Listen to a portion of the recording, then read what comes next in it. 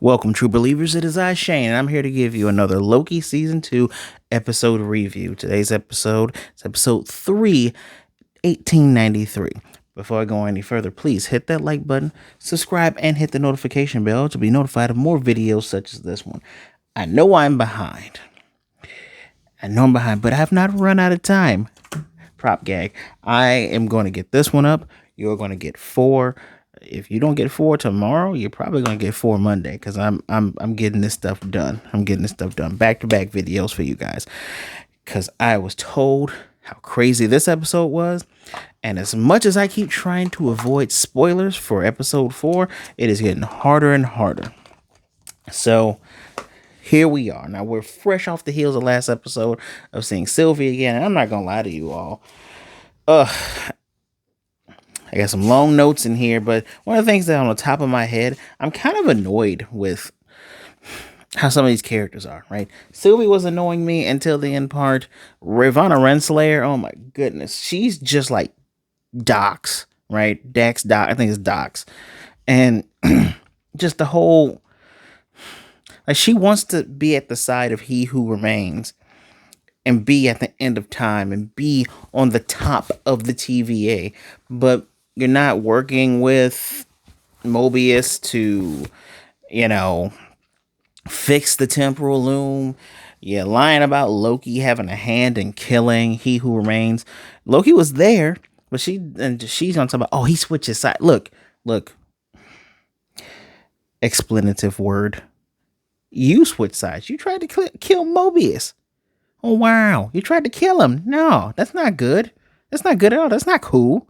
Get out of here with that. Just, the craziness. And we already knew Miss Minutes was a complete. I'm 2 minutes in, now I can curse. Asshole. She still is an asshole.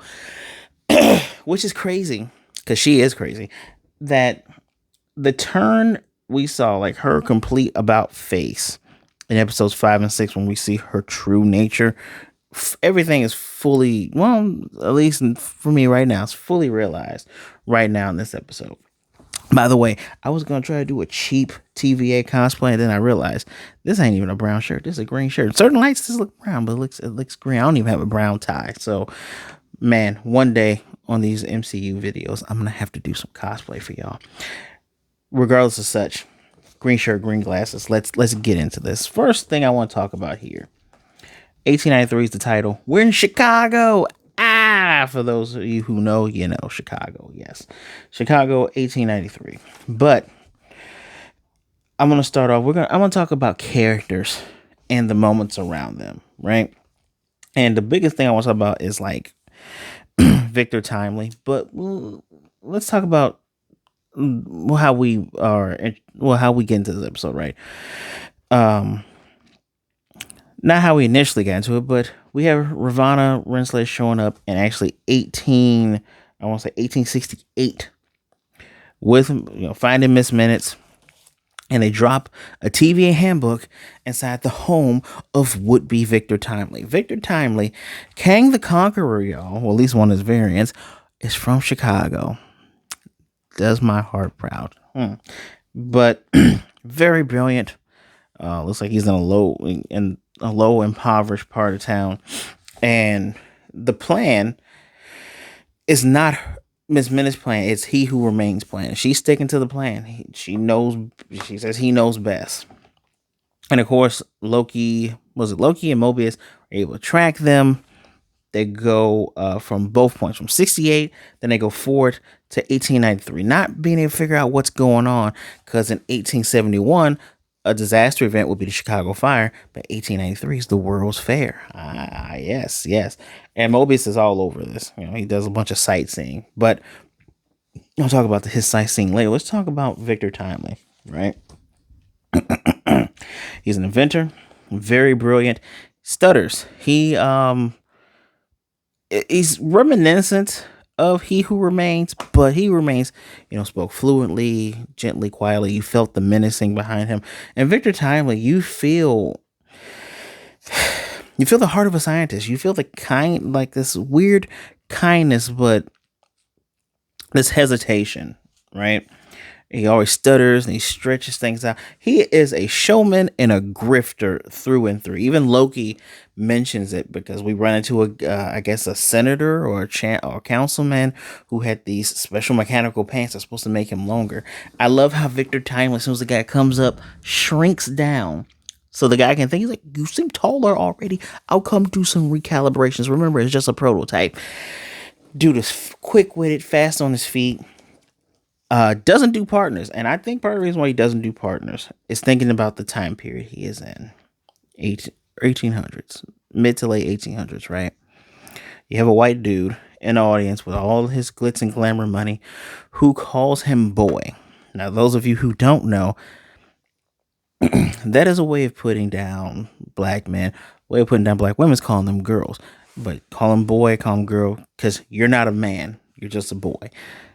And the hecklers, which is funny, both of I think the second heckler was actually a friend of his that allowed Victor paid him off at the end.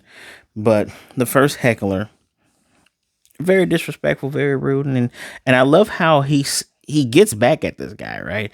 The guys go, well, what do you know, about time, boy? He goes, I know a lot more, a lot more than you would think. It's just the way he speaks is funny, and you feel like it's on purpose. And I think that's part of the reason why he doesn't do partners, because when the guy first approaches him after his presentation, he wants the patent rights. Let me explain things to y'all. If you make an invention, you make anything, get a patent for it. You know why? Because guess what? Your technology, like the Wiimote, your technology might be so revolutionized, everyone else is going to have to come to your designs to do it. Even if they want to do it better, they still got to come to your designs. And then you get paid for it. And the guy wants to initially pay him for the patent and then have him work on whatever else. And of course, Victor Timely, he's a smart man. He's like, not doing it. And when someone else wants to buy, he's like, all right, well, let's start the bidding. And $1,000 back then is a lot of money. So he sells it off for $1,000. Even though it was literally I don't want to call it a cheap ploy, but it wasn't something that was supposed to work all the way. Very tricky he is, but he is actually brilliant. That's the funny part. He's just trying to make his way through. He has a lab in Wisconsin, cheaper taxes. That's so funny. Across Lake Michigan in Wisconsin, he does all of his selling and trading in Chicago, but his lab is over across. So smart. He has a little holdout hidey hole. The guy is remarkably intelligent. He seems very, very, even though he's a bit of a grifter, he seems very pure of heart, right? I get the feeling that when we see him next episode, he's going to bond a bit with Loki. It's just very, very, very, I don't want to say cool, but it's interesting. Especially given his unassuming visage. You have Mobius going, that's the guy that you're terrified of? And Loki's like, yeah, he may not look like it, but recognizing that face and seeing the terror on Loki from seeing him, you gotta believe him. Well, you should believe him. Doesn't do partners. Betray Renslayer, kind of at the behest of Miss Minutes, right? When Renslayer was sleeping on the side of a boat, they were taking the ferry across, but she was sleeping in one of the boats on the side. It's quite interesting because he makes her a little flower, origami flower, and they seem to be smoothing, but you see the jealousy on black and white Miss Minutes' face, because when Ravonna tells her goofy ass to blend in, she turns black and white, and you could just see the jealousy on her. And when Renslayer says it's going to be a great partnership, and they were initially touching hands, and he pulls his hand away, and you see Miss Minute smiles. He doesn't do partnerships. Doesn't do them at all. And I explained earlier why I believe he does not do this. He does appeal to Sylvie. He appeals to Sylvie to not kill him. And you see that emotion. You see them tears coming from him. He's like, you don't know what's in my heart. I have not done anything bad, but you will. But I haven't. I'm not this person. And he truly isn't this person. Even when Miss Menace is grilling him about what he didn't do for her, which I'll get into a moment. He's like, that wasn't me. And that's the interesting thing about time and variance, right? Is like the guy you hate is not me. Either I'm going to become this guy or I'm never going to become this guy. That is the fun thing about time, especially in Kane comics. Find Kane comics, especially when he's Iron Lad working with the Young Avengers, and Iron Lad gives up being that good guy so that all of time can be restored, just so his friends can keep on living. It's pretty interesting. Pretty interesting. And Victor Timely kind of reminds me of that just a tiny bit, right? He big fan of Ouroboros, big fan of Obi. He's also able to figure out that Renslayer was the one that dropped the book on him when he was a child. And he's just, he's sees Ouroboros and he's able to recreate everything from this book and in this time period. But he can't get things to work because, in his own words, and this is true, his mind is in the future, but he's held back by the time period's technology. You just get the feeling like he's still charismatic. Jonathan Majors kills this role. Again, a showstopper. Which is funny because his court case is going to trial. It was not thrown out. And I feel like it's going to trial because the judge probably wants to make an example of the person that either filed or made the false report. This is going to be interesting. It's going to be very interesting. Maybe I'll do a separate video updating you guys on that. But yes, Jonathan Majors kills this role. Just amazing. Oh, man, bop, bop, bop. He even made his machine is the temporal loom. So the fact that he was able to make it and actually he's spitting real facts. It's just the thing up there is not going to work the way it should work. Just amazing that he's able to make all that. And what a temporal loom actually does, I don't know if I said last episode because I don't remember OB explaining it, but it takes the temporal decay and just turns it into energy and just contains it. It's pretty damn interesting stuff. Now, let's talk about Miss Minutes. Miss Minutes' evil ass. She is a sentient, conscious, artificial, we say, entity. They even call it TVA entity. In addition, I know I'm double backing here. In addition to loving how Victor Timely speaks, like the stutters, the stops, the pauses, his vocabulary is fairly interesting. I love his vocabulary, and Loki just blends in with that so well. But Miss Minutes is evil as hell. You find out that before He Who Remains created the TVA, before he chose Renslayer, he made Miss Minutes. Hell, even before the multiversal war, he made Miss Minutes. And initially, she was just a program, an AI for him to play chess with. And then he upgraded her and gave her sentience, gave her a conscience, and let her have her own whims. But she was wondering, why didn't you? And again, Victor is like, I'm not him. Why didn't you give me my own body? Right? Why, if you gave me my own body, we could be together. I could be your girl. And I'm like, oh shit. And Victor Timely even goes, oh shit. Like you see the oh shit moment and press a little TemPad button. I guess there is a button that's on all TemPads that brings her up if she wants them to bring them up. Because he hits the button to take her away and she flat out jumps out and goes, I love you. Man, I cannot believe He Who Remains, aka Kang, aka Victor Timely, can't believe this fool created Skynet in the MCU. That's essentially what she is. She seems to love being evil, by the by. When Renslayer lets her out of the bag, and there was a tale of the ghost clock in Midway. That's how Mobius and Loki is able to kind of follow the breadcrumbs. And she enjoyed getting big and scaring people and making her white clock form kind of look like a white sheet, go oogie boogie boogie. She even blushes when speaking speaking to Victor Timely about their time together. It's interesting. It's quite interesting. Making a sentient being that is insane. But of course, she's evil. She's insane. She is like a lover scorned because when Renslayer, who's at the end of time now, we'll get to that in a second. When she brings it back up, she goes, he shouldn't betray me because when someone knows all of your secrets, and it's like you don't know his secrets. It's just why is the best initially. I'll give Sylvie credit because Sylvie's changed. But Sylvie and B-15, like the two lady characters in this series, whose motivations make sense. Hell, it's you know what? I don't even want to. I can't even say it like that. It's just it's so easy to hate because what is your motivation, Renslayer? Is just you want to be at the top, so you're just an asshole. Got it. At least the AI is evil because I'm in love with my boss and my boss was technically evil.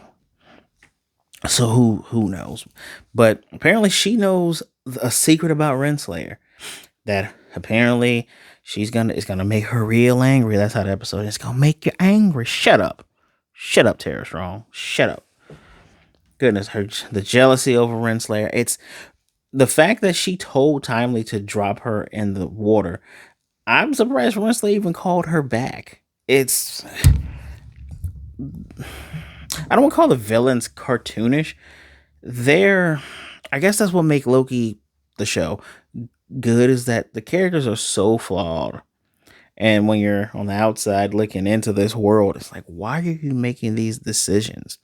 Even Mobius is like, why are you making these decisions? He's trying to plead with Renslayer. Renslayer, you trying to lecture me? No, I'm pleading with you, you goofball.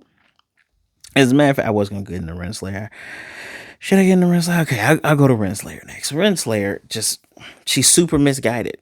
She devoted her life to the TVA and says, I'm only one who knows how to work because, hey, the moment I left, everything went into disarray.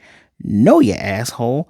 You tried to kill a bunch of people and you try to help perpetuate a lie by not spreading the truth around. The fact that you, like Docs, and it's crazy that these personalities exist in what's supposed to be an altruistic governing body, which now that I think about those words, yeah, that's kind of stupid to even think there would be all altruistic people in this governing body.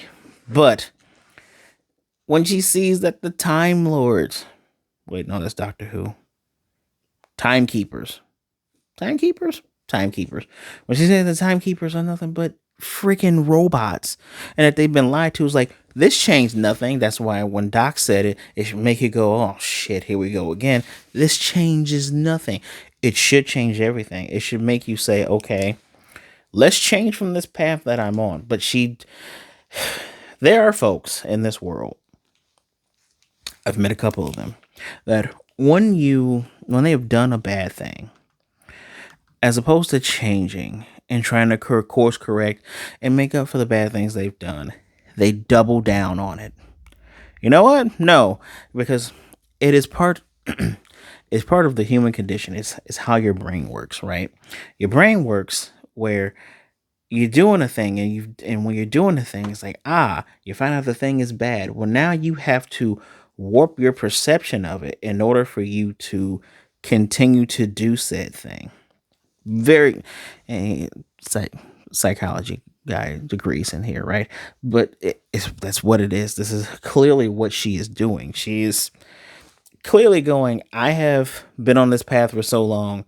I've done such horrible things. She even admits that she's done horrible things to Mobius.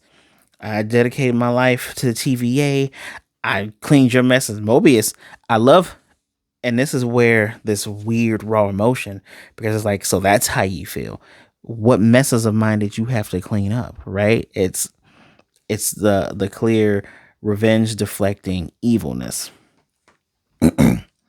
Oh, by the way, Victor Timely's so brilliant. He actually made a semi-functioning, very, very early prototype of those time sticks, but it has a proton pack and everything. That's what she's using to threaten him with. And I'm kind of thinking to myself, well, if they go to the edge of time, why don't you guys just go and get them from the edge of time and then just leave again? You have a Tempat that gets you there. I'm just saying. But she gets hers. Sylvie could have beat that ass. Should have beat that ass. But hits her in the stomach, says, I've been obsessed and thought about many ways on how to kill her.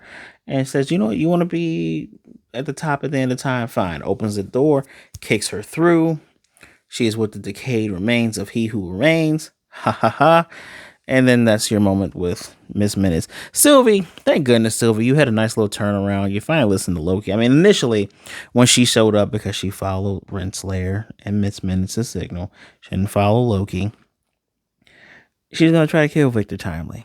Because, like, I told you what I would do if more of him popped up. So I'm going to kill him. And I'm going to do it. And Loki's like, we need his help. We need him to fix the TVA and to save the TVA. To which she says, fixing them and saving them are two different things. And Loki, he works to appeal to her, going, the time that you want to stay in, she wants to stay in her nice little 80s and 80s McDonald's land, which I can't blame you, 80s and 90s, best decades, but you cannot save that land, that era, if you kill this dude. The one person whose temporal aura that they need to fix everything. Since he is a variant of He Who Remains, his temporal aura should help reset, open up the blast doors so Obi can do what Obi needs to do. And I love the use of their powers. I'm so glad that was an arc in season 1 of her showing Loki how to enchant and how to use his magic more instead of him just being knife glamour guy with illusions. His magical powers up. Funny enough, what did Victor Timely call him? He called him the Wizard Man. I kind of want to call Loki Wizard Man now. But they had a nice little standoff, with the powers. Every time she shows up, just green explosion. Good entrance, but it was very reminiscent of the last episode of last season. She even says, she's like, it's a bit of deja vu. We've been here before. And he's like, yeah, and I'm trying not to fight you, and I'm trying to convince you of doing a thing that's going to be the right thing. And she does listen. So she listens. She let Mr. Timely go after he appealed to her.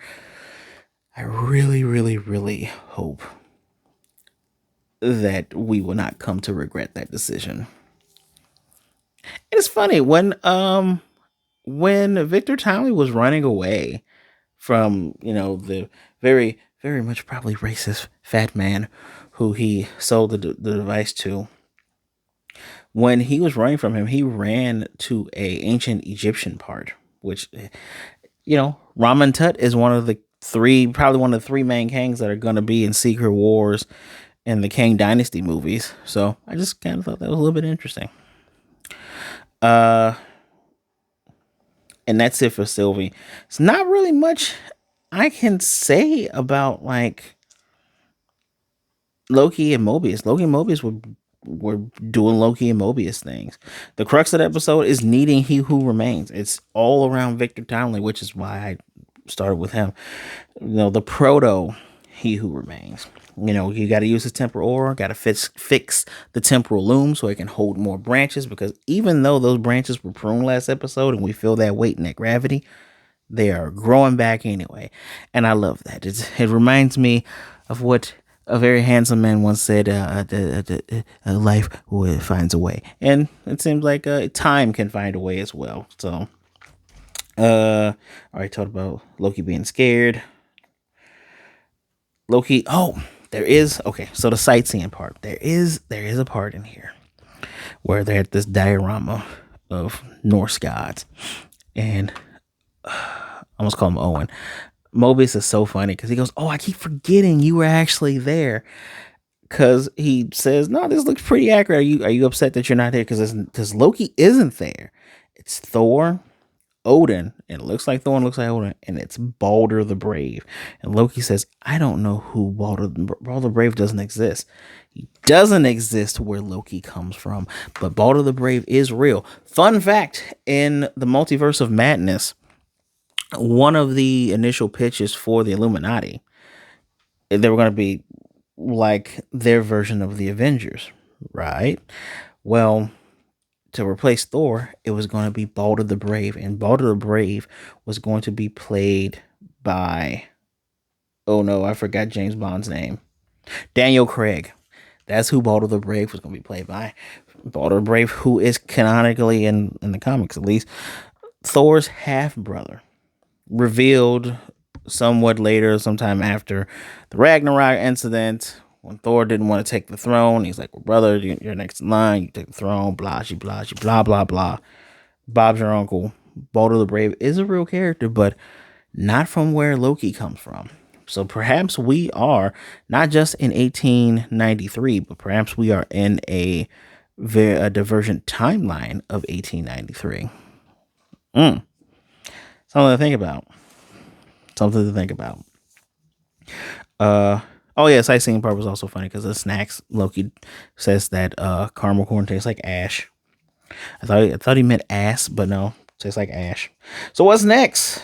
Well, we're gonna find out. Well, I'm gonna find out. I don't know if any of you have already watched it, but oh yeah, I'm gonna watch it tonight after I do 2 more reviews. I have to give this episode out of 5. Man, Loki season 2 is starting to look like a 5 out of 5 all the way to me, because this is the halfway point. Even this episode is really good. I want to give it a 5. Just the great acting from Mr. Jonathan Majors, the characters being the characters, seeing that growth from Sylvie, understanding more of the motivation from Miss Minutes, going, oh, you're crazy AI who fell in love with your lover. How not Jocasta of you. Look up Jocasta if you don't know Jocasta. So, Renslayer just being Renslayer, and you're feeling bad for Mobius. I'm going to say this. Mobius better not die in this series. And can Owen Wilson say, oh, wow, at least once? Please. If he says, oh, wow, and whatever episode it is, I'll give it a 6 out of 5. I will break that scale, and it's a 6. Because I need to hear Owen Wilson say, oh, wow. Great episode. Great show. All by the by. Also want to remind you, since it's the Halloween season, go and watch my review for Werewolf by Night. Werewolf by Night is on Hulu. You should watch it. It's actually good. It's there to remind you that Phase 4 wasn't all bad. 5 out of 5 for me. Let me know what you thought of the episode in the comment section down below. Thank you for sticking around. I appreciate it. Thank you for putting up with my choice of dress here as well. But I appreciate each and every last one of you. Please be good, be blessed. Drink you some water. All right. Make sure you got them hands washed. Be safe out there. Be good to yourself. Be good to others. Either way it goes. Don't be a jerk. All right. And remember, life is too short. And at the same time, you might be feeling down in the dumps, and you might be feeling down and out. Reach out to somebody. There's people out there that care about you, that love you. Talk to someone. There are people out there that would rather see you and talk to you today than to miss you and mourn you tomorrow. You know, if you need someone to talk to, send me a message. My social medias are right there at the bottom. Don't be a jerk, and I think we'll do just fine. All right, true believers, I gotta go. I gotta get out of here. I need to watch that 4th episode. Until next time, Excelsior.